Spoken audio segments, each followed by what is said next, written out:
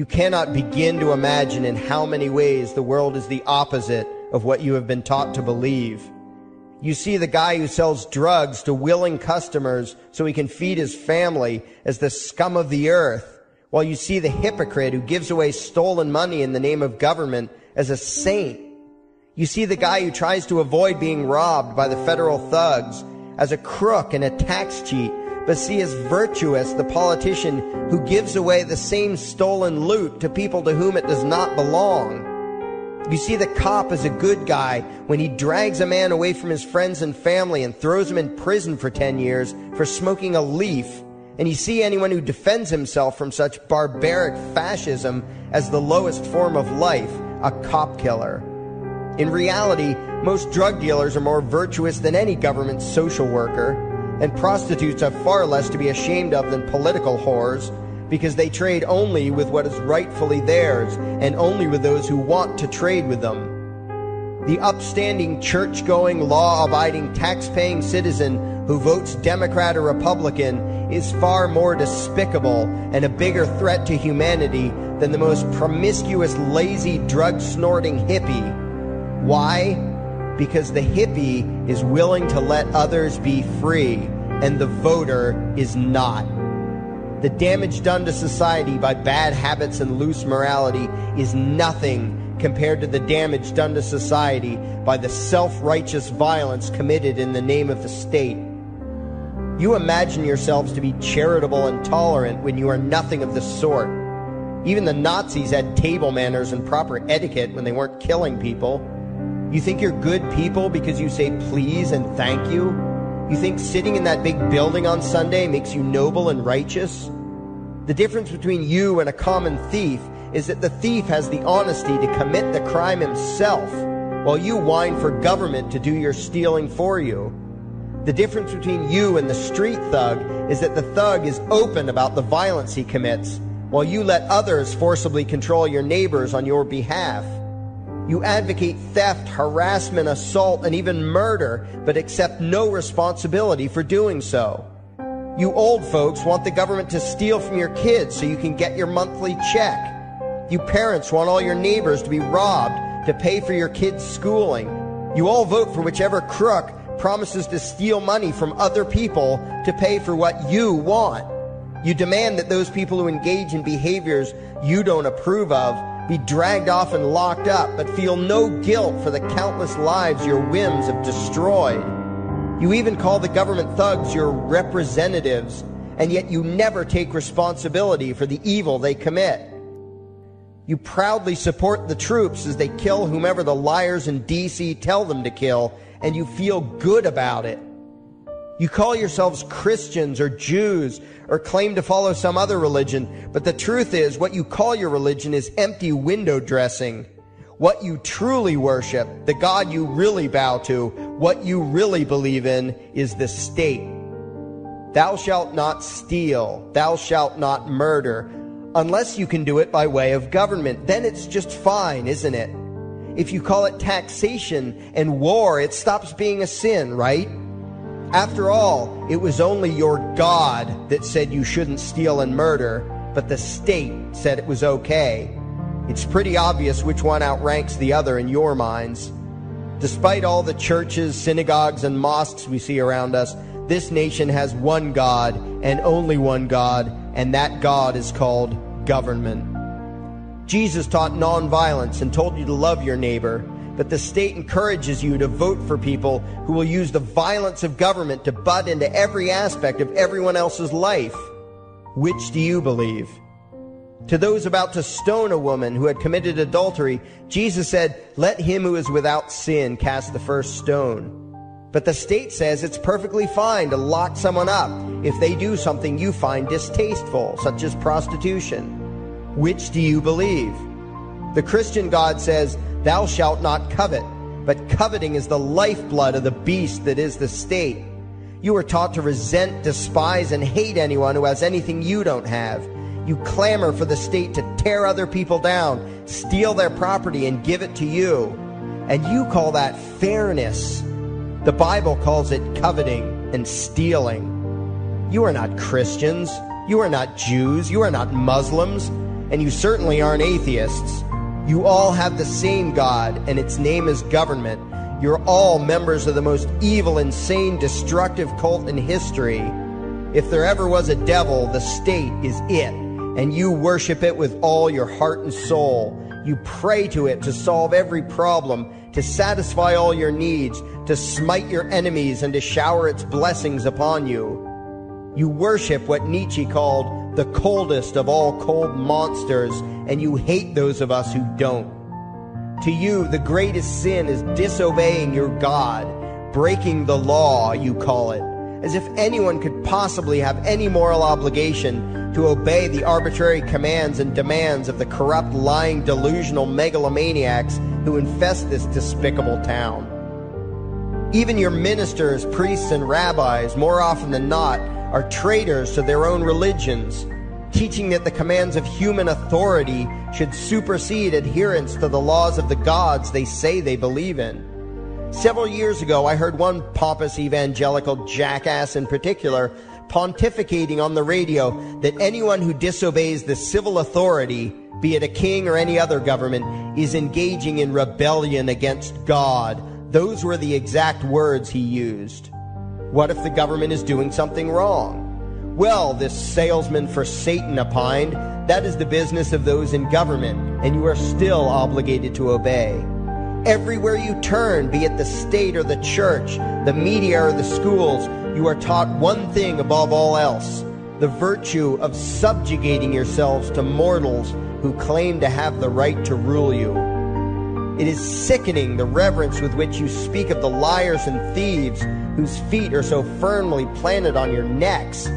You call the congressmen and the judges honorable, and you swoon at the magnificence of the grandiose halls they inhabit, the temples they built to celebrate the domination of mankind.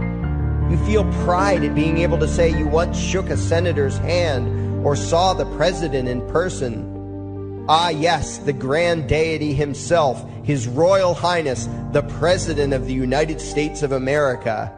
You speak the title as if you're referring to God Almighty. The vocabulary has changed a bit, but your mindset is no different from that of the groveling peasants of old who bowed low, faces in the dirt, with a feeling of unworthiness and humility when in the presence of whatever narcissist had declared himself to be their rightful lord and master.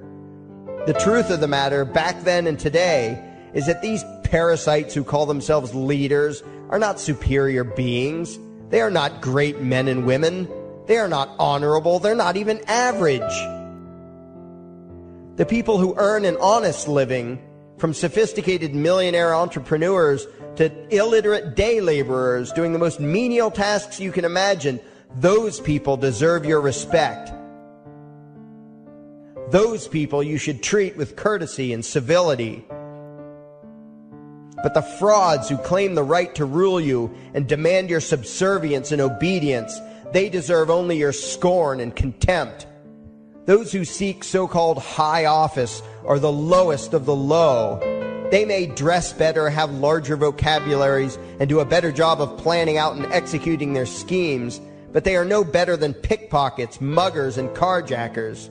In fact, they are worse, because they don't want to rob you of just your possessions. They want to rob you of your very humanity, deprive you of your free will, by slowly leeching away your ability to think, to judge, to act, reducing you to slaves in both body and mind.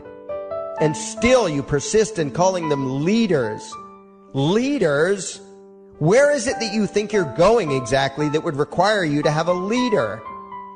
If you just live your own life and mind your own damn business, exercising your own talents, pursuing your own dreams, striving to be what you believe you should be, what possible use would you have for a leader? Do you ever actually think about the words that you hear, the words that you repeat? You parrot oxymoronic terms such as the leader of the free world, even pretending for a moment that there is some huge journey or some giant battle that everyone in the entire nation is undertaking together that would require a leader. Why would you ever think, even for a moment, that the crooks that infest this town are the sort of people you should listen to or emulate or follow anywhere? Somewhere inside your mostly dormant brains, you know full well that politicians are all corrupt liars and thieves, opportunistic con men, exploiters, and fearmongers. You know all this, and yet you still speak as if you are the ones who are the stupid, vicious animals, while the politicians are the great, wise role models, teachers, and leaders without whom civilization could not exist. You think these crooks are the ones who make civilization possible? What belief could be more absurd? Yet when they do their pseudo-religious rituals, deciding how to control you this week, you still call it law, and continue to treat their arbitrary demands as if they were moral decrees from the gods that no decent person would ever consider disobeying. You have become so thoroughly indoctrinated into the cult of state worship that you are truly shocked when the occasional sane person states the bleeding obvious. The mere fact that the political crooks wrote something down and declared their threats to be law does not mean that any human being anywhere has the slightest moral obligation to obey. Every moment of every day, in every location and every situation, you have a moral obligation to do what you deem to be right, not what some delusional bloated windbag says is legal. And that requires you to first determine right and wrong for yourself, a responsibility you spend much time and effort trying to dodge. You proclaim how proud you are to be law-abiding citizens and express your utter contempt for anyone who considers himself above your so-called laws, laws that are nothing more than the selfish whims of tyrants and thieves. The word crime once meant an act harmful to another person. Now it means disobedience to any one of the myriad of arbitrary commands coming from a parasitical criminal class. To you, the term crime is nearly synonymous with the word sin, implying that the ones whose commands are being disobeyed must be something akin to gods, when in truth they are more akin to leeches. The very phrase, taking the law into your own hands, perfectly expresses what a sacrilege it is in your eyes for a mere human being to take upon himself the responsibility to judge right from wrong and to act accordingly, instead of doing what you do, unthinkingly obeying whatever capricious commands this cesspool of maggots spews forth. You glorify this criminal class as lawmakers and believe that no one is lower than a lawbreaker, someone who would dare disobey the politicians. Likewise, you speak with pious reverence of law enforcers, those who forcibly impose the politicians' every whim upon the rest of us. When the state uses violence, you imagine it to be inherently righteous and just, and if anyone resists, they are, in your eyes, contemptible lowlifes, lawless terrorist criminals. Like the lawless terrorist criminals who helped slaves escape the plantations. Like the lawless terrorist criminals who helped Jews escape the killing machine of the Third Reich. Like the lawless terrorist criminals who were crushed to death under the tanks of the Red Chinese government in Tiananmen Square. Like all the lawless terrorist criminals in history who had the courage to disobey the never-ending stream of tyrants and oppressors who have called their violence authority and law. And that includes the lawless terrorist criminals who founded this country. Everything you think you know is upside down, backwards, and inside out. But what has to take the cake, the height of your insanity, is the fact that you view as violent terrorists the only people on the planet who oppose the initiation of violence against their fellow men. Anarchists, voluntarists, and libertarians. We use violence only to defend ourselves against someone who initiates violence against us. We use it for nothing else. Meanwhile, your belief system is completely schizophrenic and self-contradictory. On the one hand, you teach the young slaves that violence is never the answer. Yet out of the other side of your mouths, you advocate that everyone and everything, everywhere and at all times be controlled, monitored, taxed, and regulated through the force of government. In short, you are teaching your children that the masters may use violence whenever they please, but the slave should never resist. You indoctrinate your children into a life of unthinking, helpless subservience. You are putting the chains around their little necks and fastening the locks tight. And worst of all, you feel good about it. Out of one side of your mouths, you condemn the evils of fascism and socialism and lament the injustices of the regimes of Hitler, Stalin, and Mao. While out of the other side of your mouths, you preach exactly what they did. The worship of the collective, the subjugation of every individual to that evil insanity that wears the deceptive label, the common good. You babble on and on about diversity and open-mindedness, and then beg your masters to regulate and control every aspect of everyone's lives, creating a giant herd of unthinking conformist drones. You wear different clothes and have different hairstyles, and you think that makes you different. Yet all your minds are enslaved to the same club of masters and controllers. You think what they tell you to think and do what they tell you to do while imagining yourselves to be progressive, thinking, and enlightened. From your position of relative comfort and safety, you now condemn the evils of other lands and other times while turning a blind eye to the injustices happening right in front of you. You tell yourself that had you lived in those other places, in those other times, you would have been among those who stood up against oppression and defended the downtrodden. But that is a lie. You would have been right there with the rest of the flock of well-trained sheep, loudly demanding that the slaves be beaten, that the witches be burned, that the nonconformists and rebels be destroyed. How do I know this? Because that is exactly what you are doing today. Today's injustices and oppressions are fashionable and popular, and those who resist them, you tell yourselves, are just malcontents and freaks, people whose rights don't matter, people who deserve to be crushed under the boot of authority. Isn't that right? You bunch of spineless, unthinking hypocrites, look in the mirror. Take a good look at what you imagine to be righteous and kind. You are the devil's plaything. The crowds of thousands wildly applauding the speeches of Adolf Hitler, that was you. The mob demanding that Jesus Christ be nailed to the cross, that was you. The white invaders who celebrated the wholesale slaughter of those godless redskins, that was you. The throngs filling the Colosseum, applauding as the Christians were fed to the lions, that was you. Throughout history, the perpetual suffering and injustice occurring on an incomprehensible scale, it was all because of people just like you. The well-trained, thoroughly indoctrinated conformists, the people who do as they're told, who proudly bow to their masters, who follow the crowd, believing what everyone else believes and thinking whatever authority tells them to think. That is you. And your ignorance is not because the truth is not available to you. There have been radicals preaching it for thousands of years. No, you are ignorant because you shun the truth with all your heart and soul. You close your eyes and run away when a hint of reality lands in front of you. You condemn as extremists and fringe kooks those who try to show you the chains you wear because you don't want to be free.